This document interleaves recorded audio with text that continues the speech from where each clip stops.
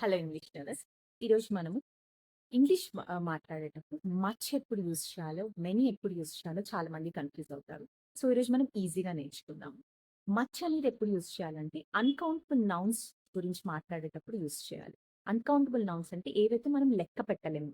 For example water మనం లెక్క పెట్టగలుగుతామా? లేదు. షుగర్, మిల్క్ ఇలాంటి కొన్ని లెక్క పెట్టలేనివి ఉంటాయి. అలాంటివి యూజ్ చేసేటప్పుడు మనం మచ్ యూజ్ చేయాలి. For example how much milk is in the fridge? How much water is in the bottle? How much money do you have in the purse? ఇలా మచ్ అనేది అన్‌కౌంటబుల్ నౌన్స్ గురించి మాట్లాడేటప్పుడు మనం use చేయాలి. మరి many ఎప్పుడు use చేయాలని అడుగుతున్నారా? మెనీ అనేది కౌంటబుల్ నౌన్స్ అంటే మనం లెక్క పెట్టగలుగుతాం. దాని విషయంలో మాట్లాడేటప్పుడు మనం మెనీ యూజ్ చేయాలి. For example how many books are on the table? How many pens are in the box? How many chairs are in the room? So, ఇలా మనము కౌంటబుల్ నౌన్స్, అన్‌కౌంటబుల్ నౌన్స్ ఈజీగా అర్థమైందనుకుంటున్నాను.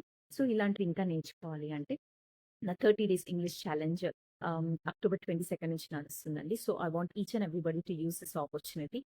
మనం ఎక్కువ మాట్లాడే దాని మీద కాన్సంట్రేట్ చేస్తాము. కన్వర్జేషన్ ఎక్కువ జరుగుతది. మన ప్రాక్టీస్ అనేది ఎక్కువ ఉంటుందండి. రోల్ ప్లేస్ జరుగుతాయి. గ్రామర్ నేర్పిస్తాము. అన్నిటికన్నా ముఖ్యంగా మనం కాన్సంట్రేట్ చేసేది చేరిన ప్రతి ఒక్కరికి ఇంగ్లీష్ ఎలా మాట్లాడాలి, ఎంత కాన్ఫిడెంట్‌గా మాట్లాడాలనేది మా మెయిన్ గోల్, మా main focus. So, I want each and everybody to use this opportunity and join in the course. Thank you.